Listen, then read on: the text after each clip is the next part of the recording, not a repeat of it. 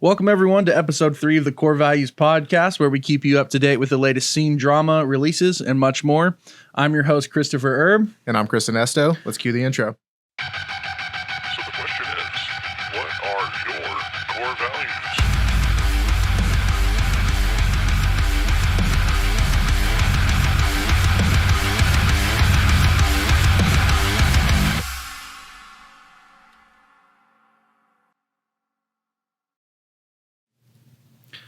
All right, everybody. Welcome to the Scene of the Core Values podcast. I don't know why I said scene. Chris, what's our first topic today? So, man, it's been kind of a weird week in the scene, but before we start off, we are going to do something a little different. We're 3 episodes in, so we figured, hey, you know what? We don't have alcohol yet, and Sleep Token's kind of a big deal in the scene, and I can't escape Sleep Token anywhere, dude. Nobody can. Literally anywhere. So every time we say Sleep Token on the podcast, we're just going to take a shot. And yeah, so with that, let's go ahead and talk about something besides Sleep Token. Well, I think the first thing I wanted to get into, just because this has been kind of on my mind, and I've been refraining from talking about it simply because I wanted to talk about it on the podcast, but my personal favorite vocalist of the Big Six has now departed the Big Six. Yeah, dude, I don't even know if that's even a thing anymore at this point, man. There's been so much going on. I mean, it's only been a thing for like a month. No releases yet either. For context, Joe Badaletto, a Fit for an Autopsy, or Joe Bad, as a lot of people know him. Yeah, he has announced his departure. Or I guess the band page announced the departure, and there wasn't really any details on it.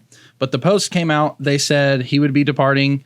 And then they said that they had another vocalist lined up, and then they did another post saying that they were sorting through options. So it just seems like everything's on the rocks right now. I don't really know what's going on behind the scenes there.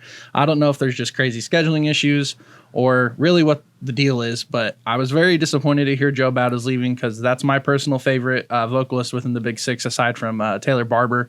And it's just which still a lot of people don't even know who he is. Yeah, like, you know what I mean. So just so crazy after, like, they don't even have any releases yet. They're just in the promotion period, and they've lost 2 vocalists. I was not at all upset about the departure of Chris Franzak. I couldn't give a fuck less. But I'll drink to that, brother. Fucking same, dude. But it sucks, man. Joe Bad's a crazy talented vocalist, and he brought a lot to it. So hopefully they find someone good. Tom Barber would be sick, but we'll see who it ends up being. But he should have been in the original Big Six, in my opinion. Yeah, he really should have. He's super good. He's killing it. In Chelsea Grin and Darko, he's just a fucking monster. So that's kind of unfortunate, but I guess that's really all there is to say about it. Unfortunately, Joe Bad's gone. So leave down in the comments who you think or will or should come in next. Or do you think the whole thing's just going to fall apart? I was going to say, or if they should kind of just put an end to it at this point, because it's kind of a clusterfuck, honestly. So, yeah, and then something else that I just saw this morning that I think is hilarious. It's not really our scene oriented, but Pink Floyd. Man, they threw out a new picture for the 50th anniversary of Dark Side of the Moon, or whatever the fucking album was, right? Yeah, with the prism and the rainbow going out. So anyways, they did 50 and then the O, and then they put the prism, the prism rainbow. God, dude, so many people. And they're mad about it? Yeah, dude. I don't know much about it. I saw something about it in a post, but I didn't really know what was going on. So yeah, it's a bunch of tell me a little bit more about it. It's just people saying, oh, look at these liberal snowflakes. And then it's bad. They are, how you would say, gatekeeping.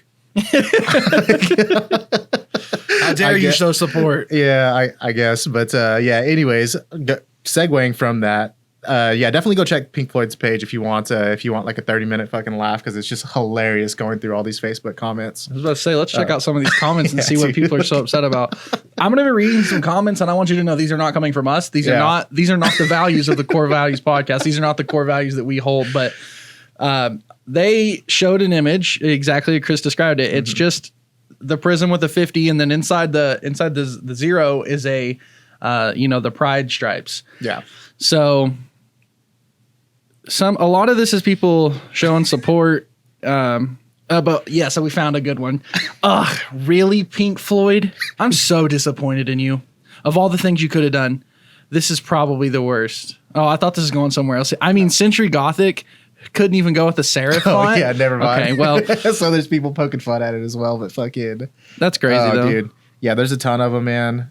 And they're like coming in like by the second too, so they're kind of getting buried. But yeah, if you want 15,000 comments, and this was posted a couple days ago. I was gonna say, if you want some entertainment for a good like 30 minutes, just go through these comments and just look at all the people, and it's all the people with the same profile picture. You know what I mean?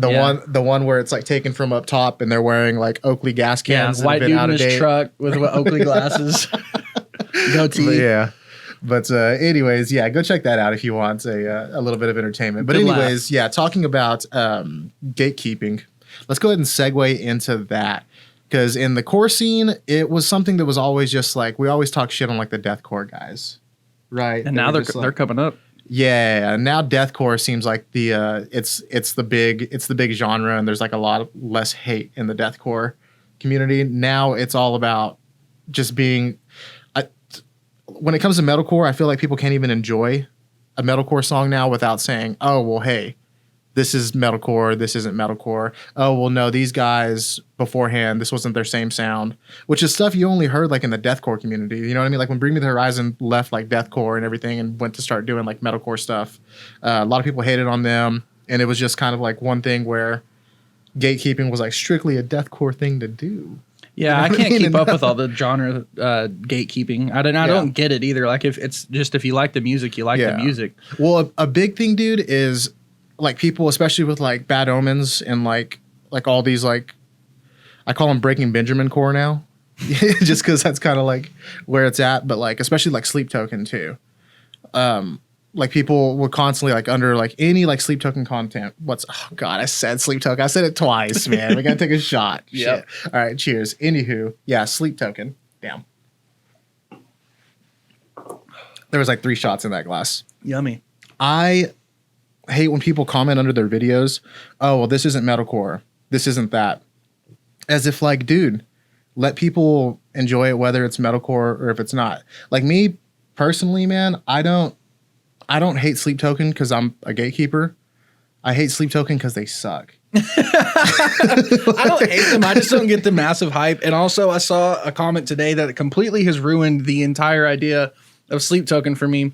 They said he's the new age Scott Stapp, and he does some shit that certainly could be like, that makes sense to me. Maybe it's just me, but that comment got me. I loved it. And I don't think. I mean, like Sleep Token definitely. Summoning was a really good song, man. And it's crazy that they're just like dropping a song like every 24 hours. It seems like.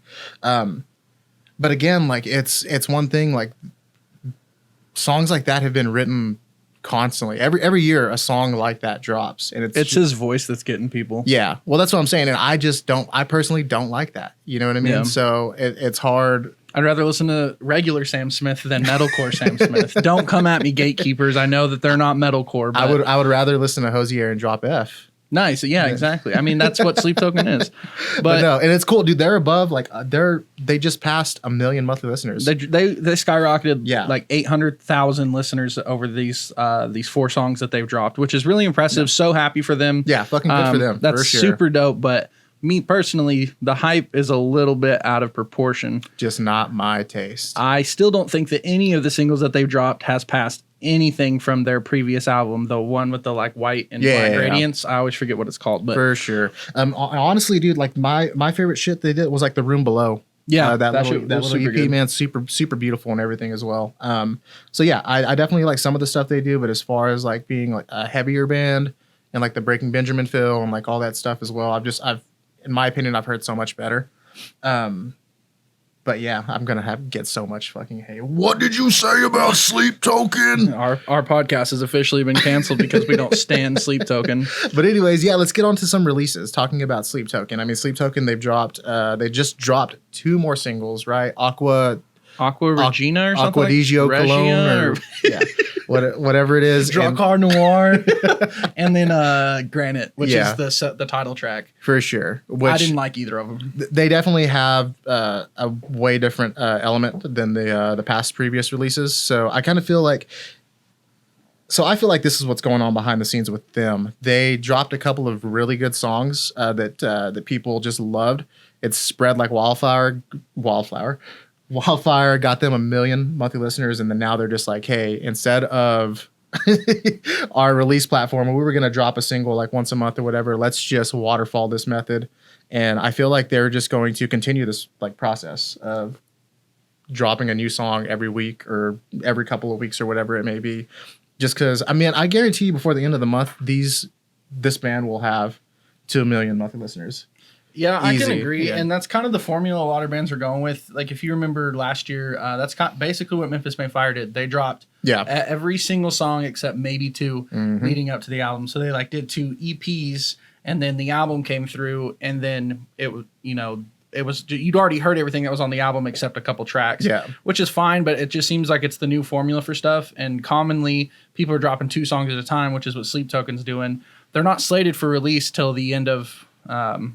I think it's March. Yeah, sometime around then. But let's talk about what you just capitalized on though, because people are calling it the waterfall method, and it's one of the reasons that there was a big argument last year in the scene on whether albums were dead or not. Because a lot of people are starting to do EPs, and when people do albums, they release them single at a time. Yeah. So it's really still the single method, and then they just mash all those together to create an album at the end.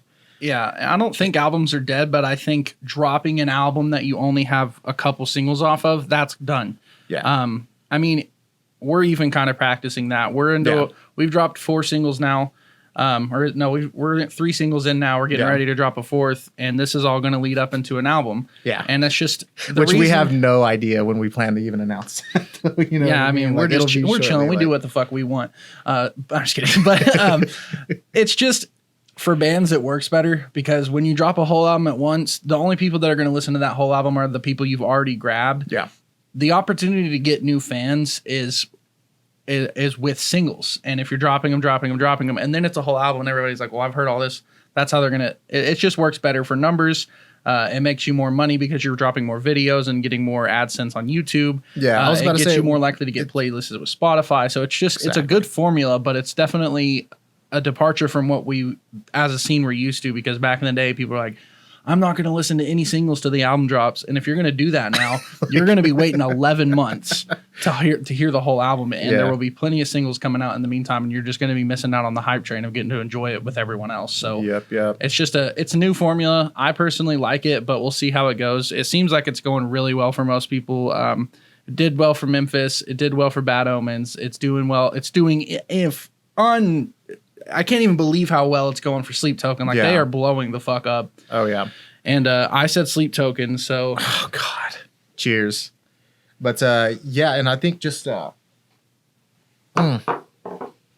with streaming in general, I don't think things are going to go back to the form of we'll have artists hyping up an album and only dropping or marketing 3, maybe 4 top singles and then letting you hear the 6 or 7 songs that are left on the album. I kind of feel like that's a thing of the past, honestly, man. I'm hardly seeing it anymore, at least for our scene. Yeah. Well, I mean, if you're as big as, like you said, Breaking Benjamin or some ginormous band that's been around since the late 90s and has a massive following, you can kind of do whatever you want and you're still going to get those plays. But for these smaller bands like us, and I'm not calling Bad Albums or Sleep Token small, but when you consider bands like that, it works a lot better. It gives them more opportunity to do more content with each track because there's more time between each release, which means you can probably you're going to do way more videos in an album cycle than you're going to do for dropping one. You used to have to get your 2 music videos ready, all the whole album ready, and then drop it in a couple months. Now you're able to do a video, wait 2 months, do a video, wait 2 months, do a video. And a lot of these people are doing a video and they're like, that's the main single. Then you go to find it on Spotify and you see that they actually released 2 songs. It's exactly what Periphery did. With, I was about to say, these are signed bands Zagreus. who are doing this now. These are major record label bands who do this formula now. Do we need to drop 2 tracks then now? But yeah, anywho, so that's kind of a free form that I wanted to talk about just a little bit. But let's get into back into the releases of the week. I don't want to say, we've already talked about them for 10 minutes and I don't want to take another shot right now or else I'm not making it to the end of this episode. But now let's go on to another awesome band, Chelsea Grin, a staple in the scene.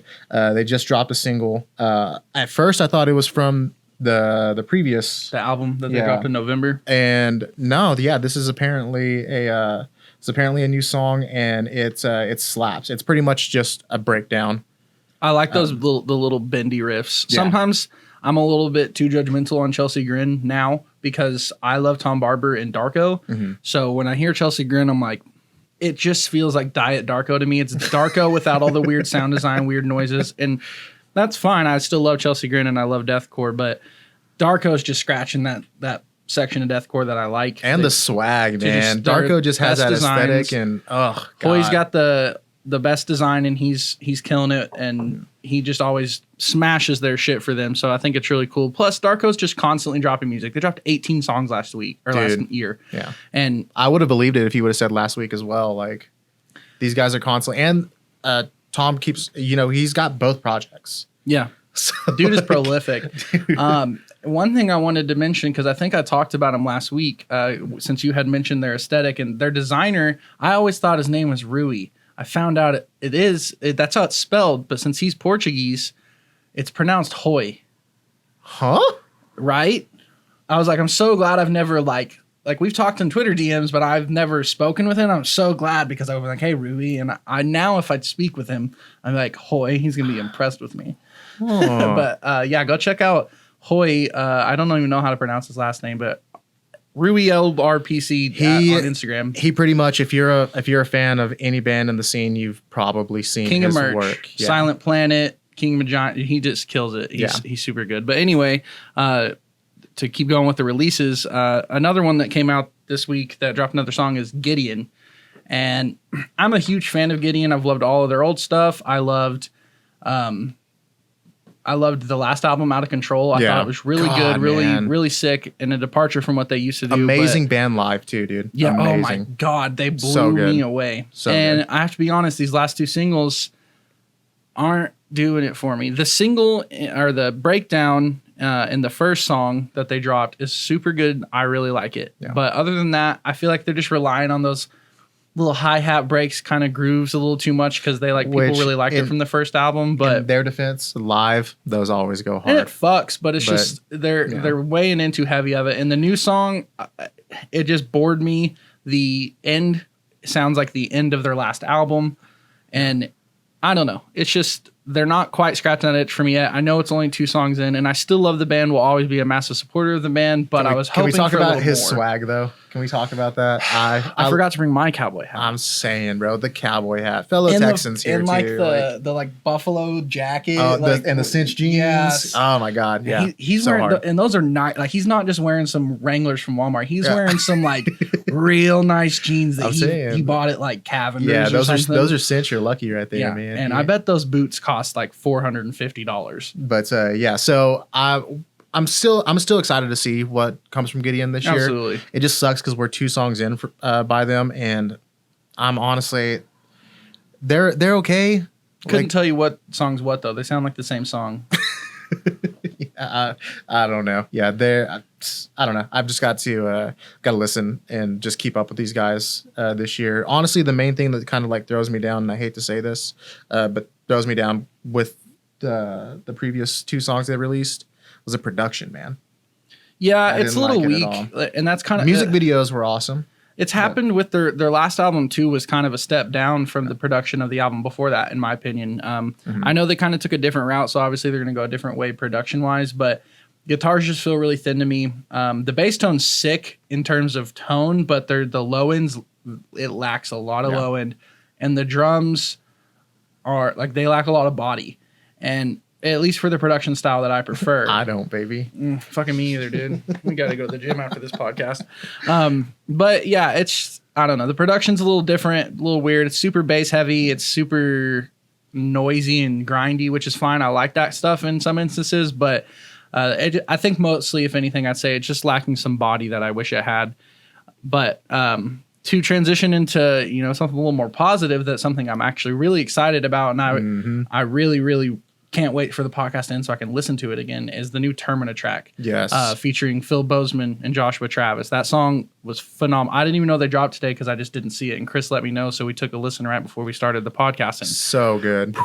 It's so fucking good. Nick Nocturnal is an insane songwriter. Andy Cizik sings higher every track he releases. The dude's a fucking monster vocalist. And I I thought Phil Bozeman did really well on the track too. Honestly, I haven't really listened to the last couple Whitechapel albums, but he sounded really good. His highs on this song were really crazy.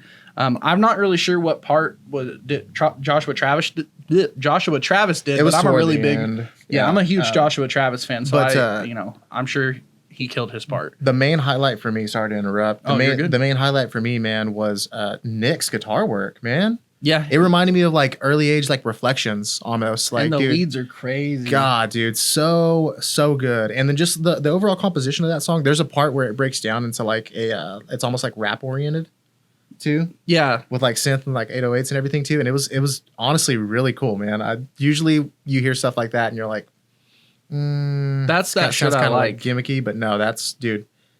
Definitely one of my favorite releases this week. It's super good, and like he mentioned, like those kind of like hip hop synthy elements that they're bringing in. Yeah, I want more and more and more of that in any release in the scene, because that's really my biggest draw to Darko, and especially so in the last album and the Death Mask Part 2.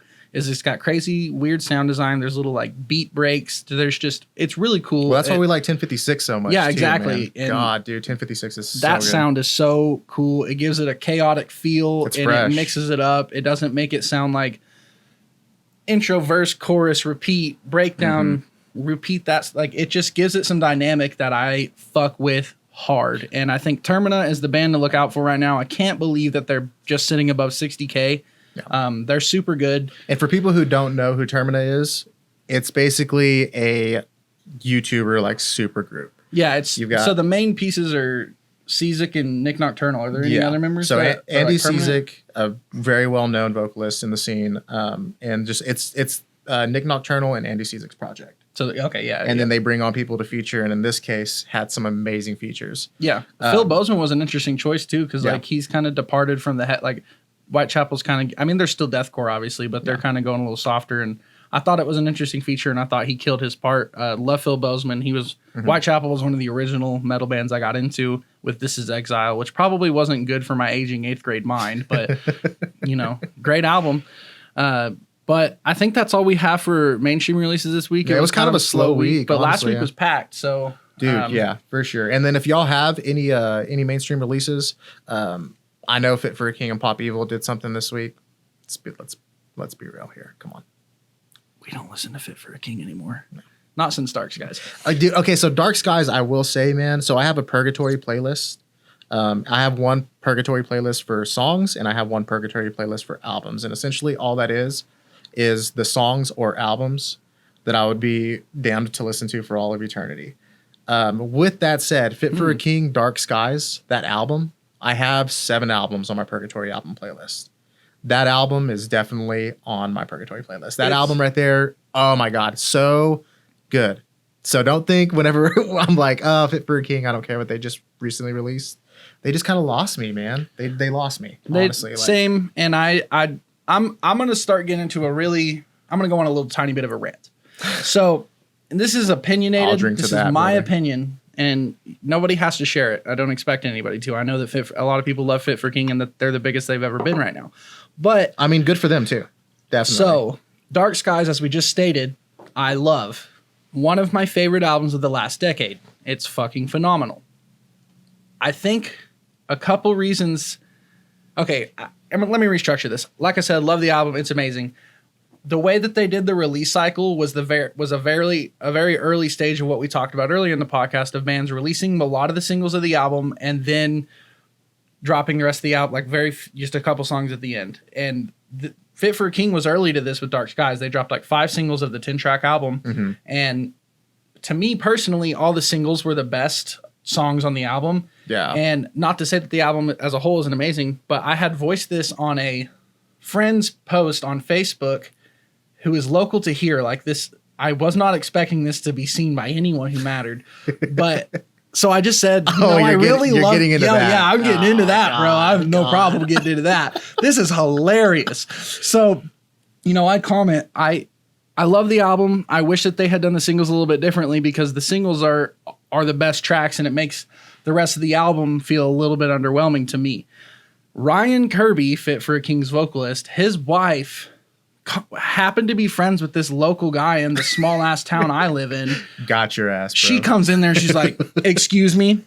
Anthem of the Defeated is underwhelming. I was like, shit, well, there goes my chances to ever play to show a Fit for a King because his wife's going to fucking tell him that I suck.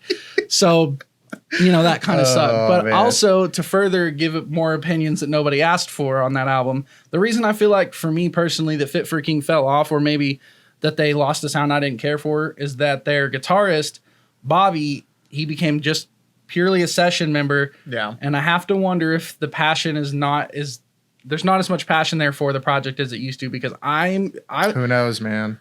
I called the last two Fit for King albums like dadcore. They sound like dad metalcore to me, and that's fine, but it's just like that's not what I'm looking for. Like, if you go back and listen to some of Fit for King's older stuff, they had some crazy riffs. Like, Greater Sense of Self still might be my favorite guitar riff in all of metalcore, and I need to learn to play it. It's such a beautiful fucking riff, and if you go listen to it, you'll know exactly which riff in the song I'm talking about. It's crazy, it's unique, it's fun, and I don't feel like I've heard much of any of that with the last couple albums. Nothing. Not that I don't know. There's a couple of key points, especially in their new releases, that are really good. I just feel kind of like, I honestly feel it's more of like a redundancy. Yeah, and I'm not saying that the new albums suck by any means. They're good albums. Yeah. They just don't. I mean, obviously they're headlining and selling out shows. Yeah, still. Like they're crushing it right now, and I'm happy for them. I'm glad that they're doing well. It's just that I used to be what you would call a stan, and these last couple albums have just not scratched my personal itch, which is fine. I still have their old albums to listen to, and I listen to them all the time. Yeah, but it's just a little disappointing, but I'm happy for them. They're gaining massive amounts of success and they're doing well. But I won't harp on my dumb opinions. The pop album's coming up, man. It's got to. I mean, I love maybe the Bad Omens. Yeah. Because I didn't think I was gonna like Bad Omens' New Direction, and that is arguably my favorite album of 2022. Yeah. Now, respect to Fit for a King though, because that pop album should have been in works like 2 albums previous to this. Yeah. And they're still dropping heavy shit. And props to them because they never stop doing stuff. They release consistently. They tour all the time. They've got all of my favorite merch I've ever owned in my life has been from Fit for a King. I wore a t-shirt till it had holes in it.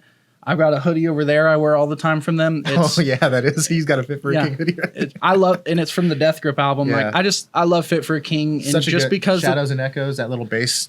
Oh my god, it's so good. Jared Easterling leaving Fit for a King was one of the most soul crushing band departures I've ever. I thought he's still with them. He's just not. He is at all. Nope. He is 100% drumming for Co Wetzel.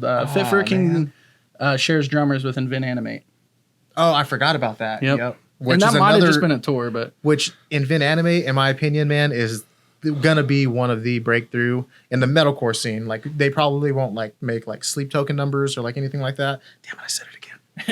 if you're a core stan at all, Invent Animate, but they need to break a little more mainstream because they're out of this world. Their new vocalist is a fucking god. I honestly like when they first got Aviana. Yeah. And when they first got the new vocalist, I was really nervous because I loved the original Invent Animate vocalist because he reminded me of Adrian from Northlane. And with that era of Northlane being gone, I was, that scratched the itch that I had for that. Which, believe me, this guy isn't like a stan like, old Northlane is better. Like, oh, no. This guy is Northlane's biggest fan. I would suck Marcus Bridge. And I won't say what I'd suck, but I'd suck Marcus Bridge. He's Northlane's arguably my favorite band. Yeah. So Invent Animate needs to blow up though because their new vocalist is phenomenal. The riff in the little lead type riff in The Sun Sleeps. Oh god, that lived in my head, dude. It still lives in my head. I'm thinking right now, rent free, dude. And it's so funny because a riff that's like that simple is made in an Invent Animate song, and you would figure it's something that was going to be like, no, it's just. Oh my god, it's dude. A little riff that just lives in Jesus. It lives in my head the same way that Cliffs of Dover did after I heard it on Guitar Hero 3 for the first time. Exactly. It lives in my head the way that Life is a Highway by Rascal Flatts lives in my head, and I have a 2-year-old daughter. Bro, that song plays in my head 100,000 times a day. Speaking of Life is a Highway by Rascal Flatts, let me tell you something that I learned recently. That's a cover. They covered that. That's not their song. What? Yeah, that song is super old. The original sucks balls. Well then, Rascal Flatts. Just let Rascal Flatts have it, man. Dude, that guy can sing. He's like the male Carrie Underwood. He is so fucking good. But anyway, I saw a meme that said rascal flat earthers not only believe the earth is flat, but also that it's a highway. That's one of my. Yeah, that's such a good one. I saw that too. I think that was in the band chat. Anyways, now going on to the main focus of all of our podcasts, because we believe, of course, big bands have small beginnings, and we're sweaty over that. We love finding awesome bands that have less than 15K monthly listeners. Sometimes we come across an awesome band and it has like less than 2K, and we're like, yeah, we came across one today that had like 400. Yeah. Oh, yeah, for sure. And I think it's just important to promote small bands, especially as a smaller band. You know, it's really important, but also we get the whole hipster factor where we get to say we liked them before they were cool. Yeah. So that's always fun to say. And then another thing, a lot of people who promote small bands, they'll promote small bands who have good songs, but like they don't go the extra mile. And in my opinion, it's 2023. If you have ambitions to be a musician, you have to. There's a certain line that's right here, and it's like, okay, we're going to be garage musicians that have fun, or we're going to go full fledged into this. You know what I mean? So, and especially like how easy it is now to be known. It's ever been. You have 10,000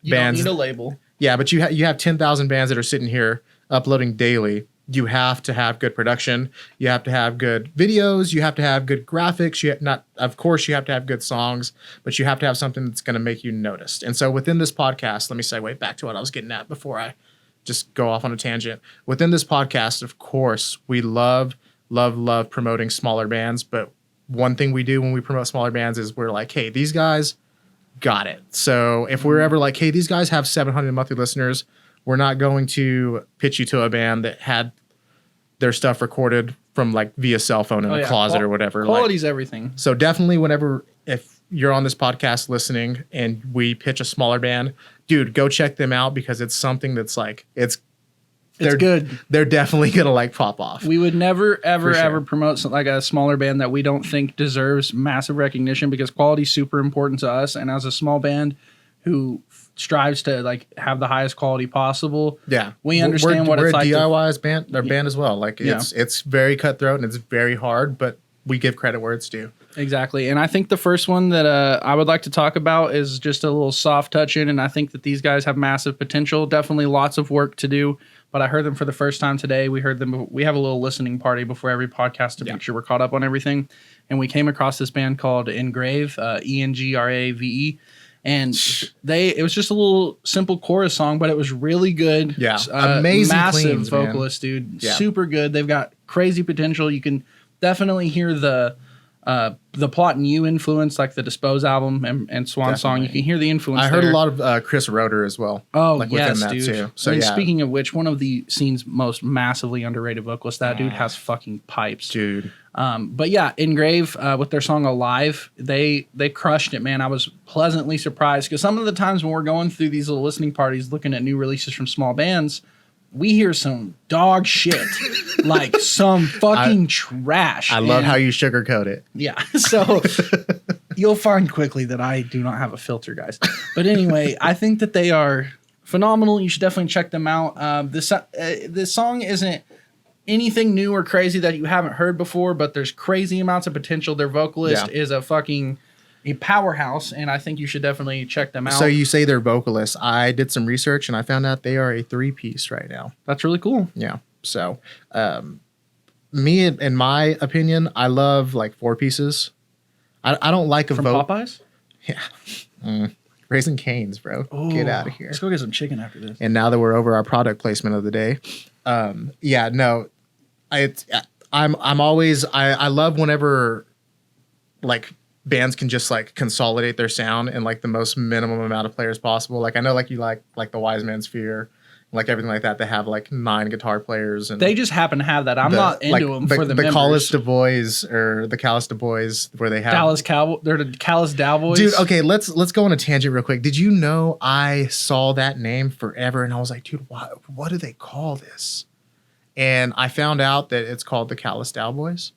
And dumbest name ever. It took me so long to realize that they were just like flipping the Dallas Cowboys. Yeah, it's just stupid. I've never heard their music. They're really good. They're like like proggish. Like if you like Chon, if you like Polyphia, like shit like that, you'd like the Calistab Boys. Nice. But anyways, let's go back to three pieces. I love that they are able to create the sound that they make with just three players. I think that's awesome. Yeah. I'd love to hear how they sound live. Yeah. Especially with a voice like that. Like it's kind of it's a very hard vocal to achieve live. And there's a lot of vocalists that are super good in studio, but aren't very good live. And there's some that are so good live, you think that they're fucking cheating. Like Noah Sebastian or Devin Oliver. Golly. Oh, yeah. Still no IC stars. That was something that was featured in our first episode. God damn it. Yeah, I'm about to pull up at fucking Devin's front door. Like, dude, what the fuck? I'm about to go to fucking Michigan and yell at somebody. They probably don't even live there anymore. But I'll find somebody who knows them. But yeah, and then three pieces, man. Gut Fauna was a band that we talked about in our very first episode. God, I wish they'd drop some stuff. They uploaded a new profile picture, which kind of insinuates that they're dropping some new stuff. But dude, I think there was only 3 people in their profile picture. Are they a 3-piece? I'm actually not sure. I think that they are, because I think that they're mostly an internet band. Yeah. Because they don't have videos or content together. Yeah. If you like Alpha Wolf, like Dealer, or just like hardcore mixed with like elements of like deathcore and just fucking awesome groovy heavy music, check out Gut Fauna. Massive. Yeah. Super underrated. Yeah. They're a smaller band right now, but Jesus Christ, they're so good. How many monthly listeners are they sitting at? I don't know. Let's see. They're really good, and they've got a really cool aesthetic as well. Like they have this whole mint green thing going on. Yeah. And I think that they if they stick with it and they really push hard, they have a place in the scene. And I think that they deserve some more love. But I think the next the 195. That's they're sitting crazy. under 2. So that is like our hey, check out this band. Please check out this band. Like they're good, and they only have 3-piece in their profile. That's the one. Profile. That's the one that they just cool. they just so released. That should mean new music coming soon, guys, which is really dope. Hopefully, it's already to distribution, because we usually update our promo photos on Spotify as we're submitting songs. So hopefully that's what they're doing too. Cool. But yeah, check out Gut Fauna if you want a good breakthrough. Like, oh hey, I heard this band before anybody did, because geez, they're so fucking good. Which undiscovered band would you want to talk about next? Dude, okay, so this band came across Wilt Wither. Yeah, neither of us had heard these guys yet, and I wasn't expecting it to be good because I don't really like that name. Dude, if you like some stinky, just hardcore breakdowns, dude, check out Wilt Wither. Super good. They had the beginning of the song, I wasn't really quite sure. I believe the song was called The House I Lived In. I wasn't really quite sure at first. I was like, all right, they definitely have that.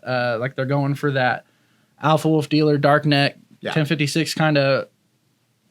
It is The House feel. I Lived In, by the way. Yeah, and I was like, okay, I can get with this. And then they start getting later into the song, and there's these little breaks, and there's these little drum fills and sound design stuff that's really crazy. Yeah, super creative songwriting. And it was just stinky. And then they slowed it down at the end, and I about got up and assaulted Chris. Dude. It was fucking nasty. So definitely give them a listen. They're called Wilt Wither. Yeah, it's heavy. So if you're more of the lines of metalcore or deathcore, hardcore, whatever, where you don't or where you like clean singing, you like riffage and stuff. No, they're just stinky. And if you're like that, just stop. All of it. No, but they're super good. If you're into heavier stuff, definitely give them a listen. But the next band, this is unequivocally my favorite small release of the week. I've heard of these guys before, and I think they're super, super good. They have crazy, crazy instrumentals. Their vocalist has got a pretty powerful screaming voice, but they're called The Northern. And they dropped a new song today. My favorite song that they've dropped so far. So fucking good. I need to double check what it's called, but they are they've got great production. They're out of Ontario, Canada, which you don't get a lot of metalcore from Canada. It's the kind of band that makes you think, man, were they in projects before? I'm gonna have to check them out. And they all look like research, 38, man. So they probably were. Yeah. But yeah, it's called Hourglass. I'm 30, Chris. Fuck super you. good. I said 38. They were in third grade by the time you were born. There we go. But yeah, they're super good. Also, I'm not talking shit on them for saying they look 38. It's just a little jokey joke. But super good. Please check them out. I think that song is phenomenal, and I'll definitely have that on repeat. I didn't realize they had a discography as well. They've got a few songs out. They've been releasing since 2020. Nice. Maybe sooner. Let's see how far back it goes. Damn, they've been releasing since 2013. Oh, dude. I didn't know this was the same band. Okay, so way back in the day whenever Discovery by Born of Osiris was the shit. It was the fucking sauce. When everybody had the... Yeah. Everybody was going for that aesthetic because Follow the Signs was like the coolest music video that anybody had ever fucking seen. They dropped a little EP called Imperium with very similar artwork, very similar kind of sound. I had no idea this is the same band. I thought that they went away and then this band kind of just came and took over. It seems like these guys have kind of just restructured a little bit. They still have that proggy sound, but they definitely have gotten a little bit heavier recently. I'm gonna have to go back through some of their more recent releases, but this new song they just dropped, Hourglass, you can definitely tell they've massively changed up their aesthetic and kind of the direction they're going. They are super, super good. Do you think they're North Lane fans, bro? The Northern Lane. Yeah, they have to be. Who's not a North Lane fan? Hold on, I'm just saying, I looked at all those album covers and I'm like, yeah, you got some taste. Yeah, I see especially the first one, like that's literally just like that has to be the same artist who did Born of Osiris's Follow the Signs album or The Discovery. But speaking of Born of Osiris, where are those guys at? They've been missing, and they're still touring heavy. Well, they dropped stuff like. Well, it's also been a long rumor that they are part of the Illuminati, so they might just be busy with that, taking over the world and shit.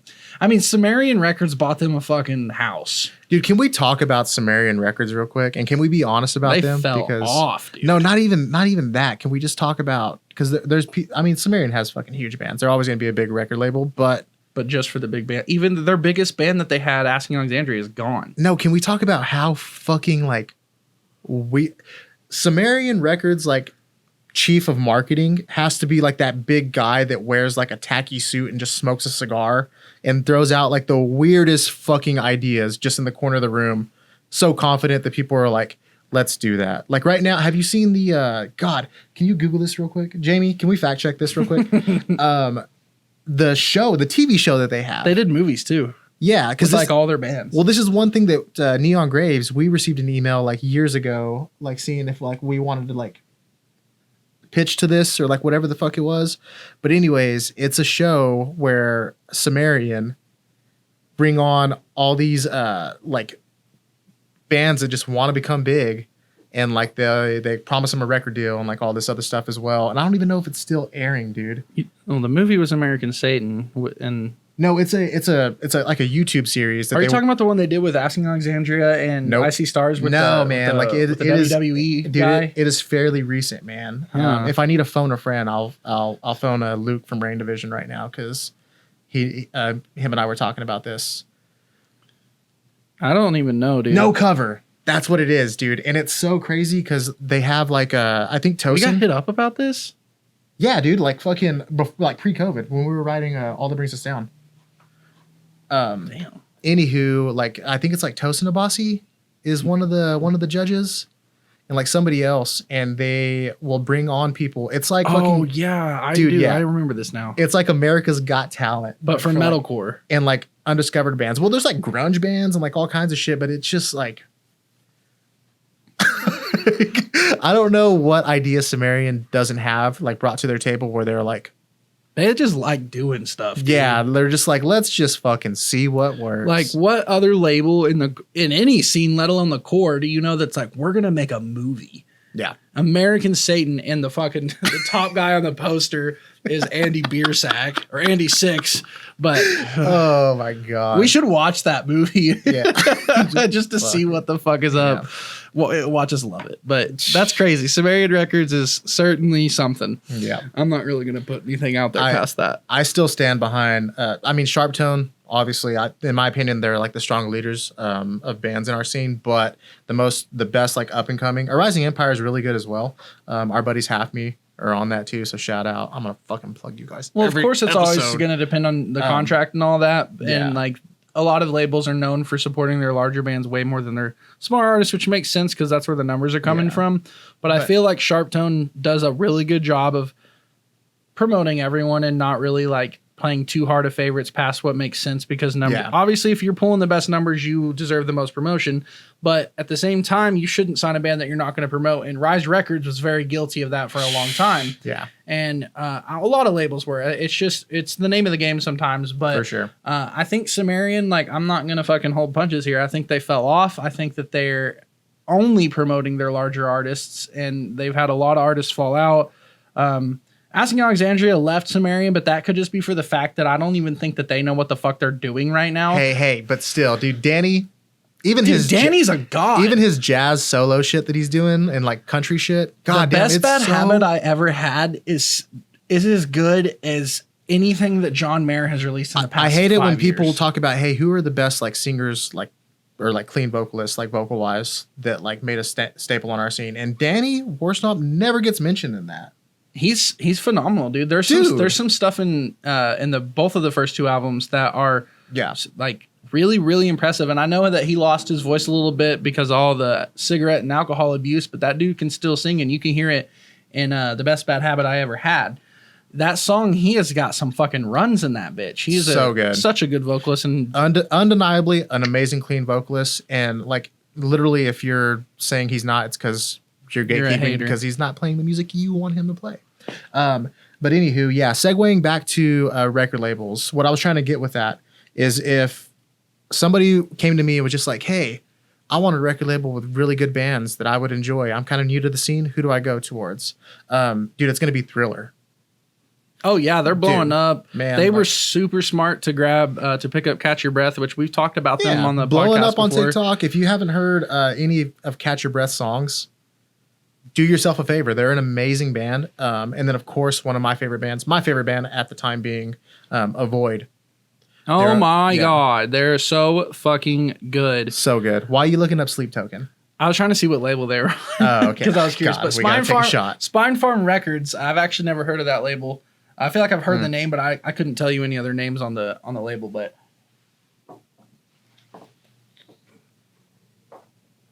sorry. God. Yeah, sorry for the sounds. They don't get easier. Substance abusing. But anyway, so Spine Farm Records / Basic Records. So I assume one of those is like distribution. But anyways, let's not get back into Sleep Token. Otherwise, we're going to have to take a lot more drinks. Also, we're already past the 45-minute mark. So cool. Yeah, sorry. Anywho, yeah, we'll finish it off with Best Undiscovered. We talked about them for a very brief moment last podcast, but Dark Matter. Oh yeah, I forgot. Yeah. Check out their new single Blade Runner. They're fucking amazing. They're probably, really good. They're probably an Aussie band. They've got really good visuals. Yeah, if you're a fan of metalcore, you'd probably know that Australians, Germans too, are freaking amazing at it. But Australians are pretty much taking over the metalcore scene. I don't even know what they're doing over there, dude. Yeah. From what the internet told me, Australia is not even a real place. Yeah. And yet they're coming out with the best bands. Alpha Wolf, Polaris, Thy Art Is Murder. Who else do we got out of Australia? Hands Like Houses. Literally everybody. North Lane. North Lane. Okay, this is who I want to talk about right now, dude. Diamond Construct, man. Diamond Construct, they're Australian, and they are like, they miss them. God, dude, one of my favorite bands. They're self-titled. Is an amazing album. If you love metalcore and like true metalcore, like modern metalcore, Diamond Construct, their self-titled album. Listen to that. No one does it better than that. I don't actually think that there is a better like heavy metalcore album than that one. And they're dropping in 2023. Like they've made a Facebook post talking about it and everything as well. And they say they're gonna pay to the roots of their old sound. And they said they'll sprinkle in some of the new stuff. So if you were a fan who liked their latest release, like Hit It Back, I personally really liked it. It's not my favorite that they released, but I thought it's fun because, I said, I like that experimental stuff. But I think that that's the band to watch this year, especially if you're into the heavier stuff. I think if you're a musician as well, if you're a guitarist, dude, he's crazy because he can riff. He does like he'll basically tap dance on his pedal board. Like he's a monster. Amazing. So they need to come. They need to come back for sure. I'm trying to see if Dark Matter's Australian because I really feel like that they have to be. Colin Jeffs did a video for them, so they're probably Australian. Speaking of which, if you're into music videos at all, Colin Jeffs is the fucking man. Tennis Awards Media. If you're new to the scene, or if you just want to find all kinds of badass Australian bands and just awesome metalcore bands, just go to YouTube and type Tennis Awards Media. And you'll find all kinds of new amazing bands that you've never heard of because he's done music videos for them. He's super good. One of the bands that he has done stuff for that I really like, and I'm really, really waiting for them to come back, is Loon. Oh my God. They're super good. They've got some of the nastiest stuff. I love their vocalist sound. He's got a very clear, very angry voice. Similar in a sense, not in terms of sound, but in terms of just a lot of clarity, a lot of anger, and a lot of power behind their voice from Diamond Construct. They're both in that kind of mid-range angry sound, and they both got awesome lyrics. But Loon is just... dark. They've got this dark theme. It's super if you good. want to hear the dirtiest breakdown you've ever heard in your life, and I will stand behind this, listen to the last minute of Loon Manipulator. Yeah. Jeez, dude, so fucking good. The heaviest like breakdown call out ever. Instant adrenaline. Yeah, it's straight. Like if you have daddy issues too, you would love that. You would love that song, and they have less than 5,000 monthly listeners. They have just over 4K. That is fucking insane to me. Our band, we're sitting at like 45,000 right now. Yeah. I have no fucking idea how this band's not sitting at least 400,000. In my opinion, we suck compared to them. Yeah, not even close, dude. Like if we were playing a show with them and they played before us, I'd be like, so we hard. gotta go, dudes. We gotta go. Like this is not okay. They are massively underrated. I was shocked just now. Some of y'all might have seen me pointing at the screen and be like, Chris, I really actually don't understand how it's that low. And I know they haven't dropped in a minute, but holy fuck. Yeah, please go check out Loon. Please blow them up. They're fucking awesome. But in fairness, they haven't dropped since 2021. No, it was like late summer, like early fall, I think is when Factory Fires came. Oh yeah, you have it on the screen right now. But still, like that's October of 2021. That's still a little more than 2 years. So like, I'm sure that they at one They're point still had touring. many more. Yeah, I checked their Twitter. They're still recording and everything as well. So yeah, We'll drop it, guys, because we're fucking drooling for that shit. So now that we've got the alcohol flowing, this is who I want to talk about. This is the main feature of this fucking episode because I do not get it. we need Bruce Buffer, the main event. No. Okay, so God, how do you pronounce your name? Oh God, dude, I know exactly what you're talking about. Okay, so if we're mispronouncing this, somebody like duet or stitch it or Dude, something. so many hardcore people are gonna like give us death threats over this because I do not get this. Send them my way, dudes, because if this is where the scene's going, I'm out. Dude, Kaonashi. Dude. Oh my God, you never fucking listen. Okay, I don't get it. I understand that a lot of people hate their fathers, but you don't have to listen to this band. You can. I don't care. Yeah. And let me take a step back real quick and say that this is exactly how I felt about Knocked Loose when they dropped, and now I fucking love Knocked Loose. Everybody can love what they love. Around. This is just listen to this and be like, okay, well, that's their opinion. Fuck those guys. Yeah, go listen to their track. The first track you need to hear by them, and do not pause it. Do not stop it. Listen to the whole fucking thing. Read the lyrics while I do it. The sound of car keys. I hate the sound of car keys. Oh yeah, I hate the sound of car keys. And the thing they're is, headlining a festival. Well, these guys have been around for a while, man. They're from Philly. Our boy Nick from Deer Untitled, he probably could tell us a lot more about them. But we gotta get him on. And I'm pretty sure. Can we fact check this, Jamie? But anywho, man, I've seen their shows and people throw it down for these guys. Like these guys have established a name for themselves. It's like a cult following type thing. I do not get it. Get it, man. I couldn't like even before I was able to get into Knocked Loose before the flip switched for me. I was like, you know what? I get it. People like what they like. I'm happy everyone's hyped. Yeah. This one, I'm kind of just like fucking confused. Dude, yeah. So if there's anything you get from this episode, check out. It's Kaonashi. They're on Equal Vision Records. Yeah. First of all, never mind. I'm not gonna go in on them that hard. But I just don't. I personally don't get it. Oh my God! Past their fucking weird vocals, they have some cool little parts in their instrumentals, but then they just like try to mix it up and do these weird leads, proggy stuff, and it's just like so fucking experimental that my brain can't handle it, dude. Like I get sensory overload listening to that shit. Like it doesn't make any sense to me personally. If y'all fuck with them, more power to you. That's your thing. But also, are you okay?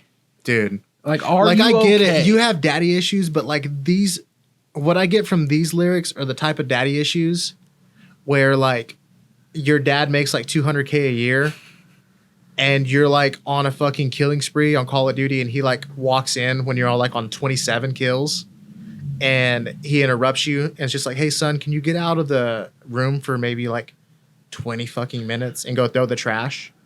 And you get mad about it and write a song about it. That's the kind of daddy issues I could have related to when I was 11. Yeah, but like Jesus. They're out of Pennsylvania. Yeah, cool. So God, watch us meet these guys on tour one day and we're just like, oh, you're the band who shit on us. Yeah, we sure fuck were. Dude, man. I'm curious, how many monthly listeners do they have? And I'm not like saying go tear these bands down. No, not Happy not for at all. any band to be successful. I don't think you should say that, man, because as popular as these guys are, I feel like everyone's going to attack us for this. Attack us, dude. Fucking give it. But you know what? I guarantee you we're the martyrs for people who are like, God, that band sucks, or people who are just like, I have to like this band because everybody else around me likes this band. Dude, I don't get it. And I wish them all the success in the world. Because we're all out here trying to do the same fucking thing. Of course. I mean, we just have to get it. We will say this. We will never talk shit on somebody who doesn't fucking got it. If you've got it and you're successful, then yeah, dude, we're gonna talk shit on you because you've repped that. You know what I mean? But like,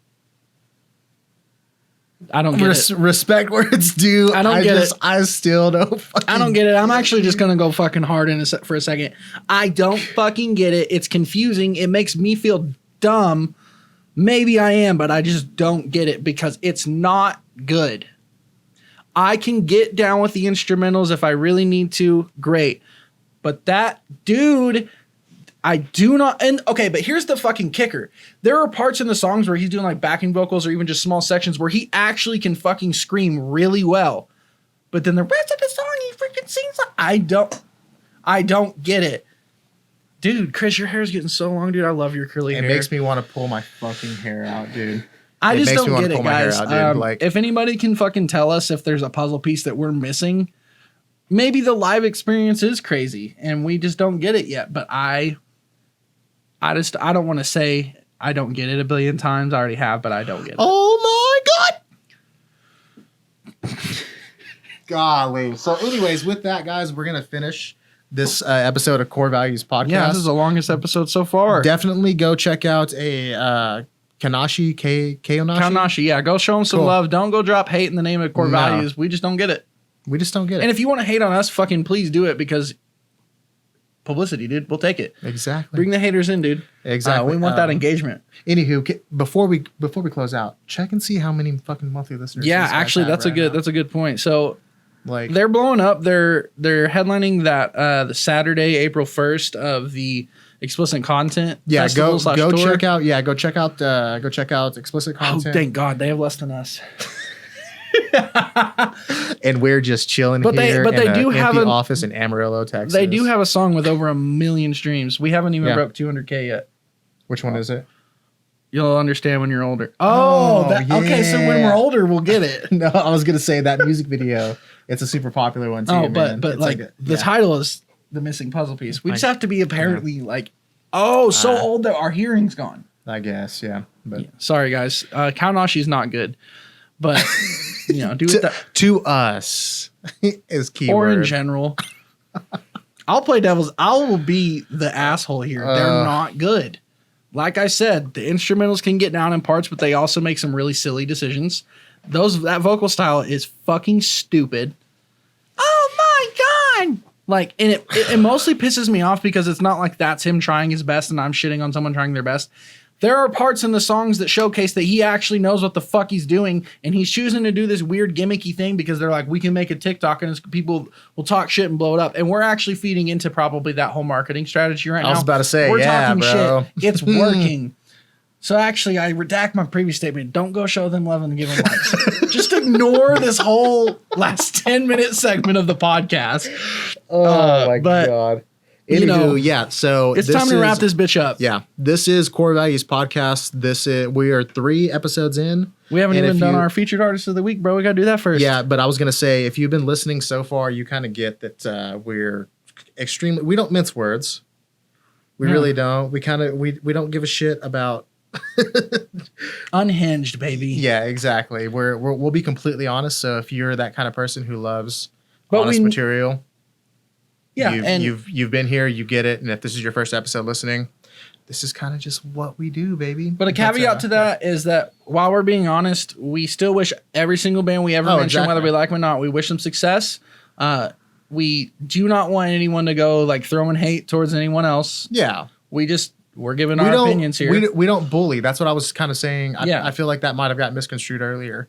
we're never going to talk shit on somebody who doesn't already have a fucking successful fan base or anything like that. Like, yeah, we'll just give our opinions on it. You know? And even if our opinions aren't positive or we don't care for it, like, we are never ever trying to bring anybody down. We're just speaking our own opinions, and personally don't get it. But with that said, we're going to go ahead and wrap up this episode, and we're going to get into our last segment, which is our featured artist of the week. And Chris, I think we should start off with featuring our mainstream. And who's our mainstream artist of the week? So our mainstream man is Termina with Andy Cizik and Nick Nocturnal. Their project is freaking amazing, guys. Definitely go check them out. Like I said, if you're already a fan of the scene, you would know that Nick Nocturnal and Andy Cizik are huge within the YouTube atmosphere before like TikTok and everything blew up. Well, they just decided to make just a mega team together, and they drop freaking amazing songs. The one that they just released this year, or not this year, well, technically this year, yeah, but this week is freaking amazing. But go check out the rest of their discography. As far as Best Undiscovered, we mentioned them earlier. Chris? It's the Northern. They've kind of changed up their sound with this release and kind of aesthetic. They're going more towards that kind of new, dark vibe. And it's called Hourglass. They are phenomenal. I think that they need a lot of love. I'm really excited for the new direction that they're taking. Yeah. They're super good. So with that, mainstream is Termina with Parasocial, and then the Northern with Hourglass. And as always, if you have suggested undiscovered bands you think maybe we haven't heard, drop them in the comments, send us a DM. In any way, get in touch with us and let us know what band you'd like to see. We'll check it out. Maybe your band will be featured in one of these episodes. So, as always, thank you so much for listening, and we'll see you guys next week. Thank you guys so much.